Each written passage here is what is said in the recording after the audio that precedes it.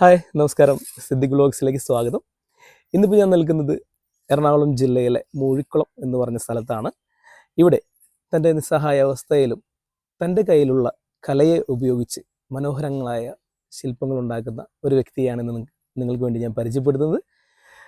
ഈ ഒരു ക്രിസ്മസ് കാലഘട്ടത്തിൽ മനോഹരമായ പുൽക്കൂടുകൾ തൻ്റെ കയ്യിൽ കിട്ടുന്ന വസ്തുക്കൾ ഉപയോഗിച്ച് മനോഹരമായ പുൽക്കൂടുകൾ നിർമ്മിക്കുന്ന മനോജേട്ടൻ്റെ വീടിന് മുമ്പിലാണ് നമ്മളിപ്പോൾ ഉള്ളത്. അപ്പോൾ നമുക്ക് മനോജേട്ടൻ്റെ ആ കലാവിരുദ്ധകളെയും നമുക്കൊന്ന് പരിചയപ്പെടാം. ബൈ.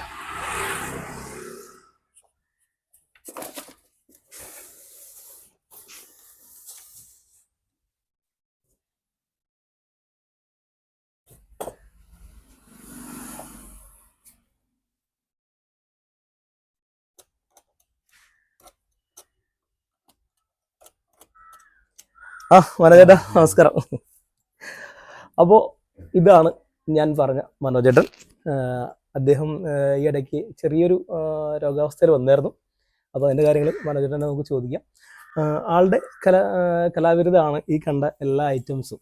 അപ്പോൾ നമുക്ക് മനോജേട്ടനെ പരിചയം. എന്തായിരുന്നു രോഗത്തിൻ്റെ ഒരു അവസ്ഥ എന്ന് പറയുന്നത്? അത് ക്രിയാറ്റിൻ കൂടിയതാ, നമ്മൾ ശ്രദ്ധിച്ചിരുന്നില്ല. ഓക്കെ. അപ്പോൾ ഇപ്പോൾ ഡയാലിസിസ് ചെയ്തുകൊണ്ടിരിക്കുന്നു. ഇപ്പൊ ഡയാലിസിസ് ചെയ്തുകൊണ്ടിരിക്കുകയാണ്.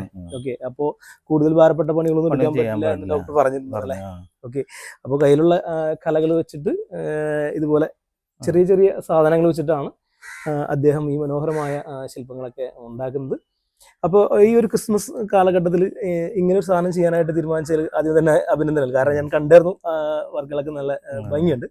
അപ്പോൾ നമുക്കിത് നമ്മുടെ പ്രേക്ഷകർക്ക് വിൽക്കാനായിട്ട് സാധിക്കും അല്ലേ? അതിനു വേണ്ടിയിട്ടാണ് ഇപ്പൊ ചെയ്യുന്നത്. ഓക്കെ. അപ്പോൾ അങ്ങനെ ആകുമ്പോൾ നമുക്ക് എങ്ങനെയാണ് ഇതിന്റെ ഒരു വില കാര്യങ്ങളൊക്കെ വരുന്നത്? ഇതിപ്പോ നമ്മൾ മെറ്റീരിയലും പിന്നെ നമ്മുടെ വർക്കും കൂടി കൂട്ടിയിട്ട് ഒരു 1500 രൂപ ആ ഒരു സെറ്റ് അല്ലേ? ഇത്രയും മനോഹരമായിട്ടുള്ള ഒരു ശില്പം ക്രിയേറ്റ് ചെയ്യുമ്പോൾ നമുക്ക് ആ ഒരു ക്രിയേഷനാണ് നമ്മളുടെ പൈസ കൊടുക്കേണ്ടത്. പിന്നെ അദ്ദേഹത്തിന്റെ ഒരു അവസ്ഥ കൂടി നമ്മൾ മനസ്സിലാക്കിയിട്ട് എന്തായാലും എല്ലാവരും അദ്ദേഹത്തെ സപ്പോർട്ട് ചെയ്യുക. ഇദ്ദേഹം ചെയ്ത വർക്കുകളെല്ലാം ഞാൻ കാണിക്കുന്നുണ്ട്. അപ്പോൾ അതിൽ ഇഷ്ടപ്പെട്ടത് ഇദ്ദേഹത്തിൻ്റെ നമ്പറും ബാക്കിയുള്ള ഡീറ്റെയിൽ എല്ലാം ഞാൻ ഡിസ്ക്രിപ്ഷനിൽ കൊടുക്കാം.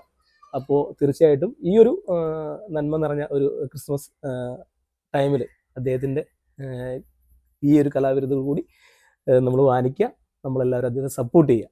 അപ്പോൾ മനോജേട്ടാ എന്തായാലും തീർച്ചയായിട്ടും നമ്മുടെ പ്രേക്ഷകർ എന്തായാലും എത്തും. അപ്പോൾ നല്ലൊരു ക്രിസ്മസ് ആശംസിക്കുന്നു.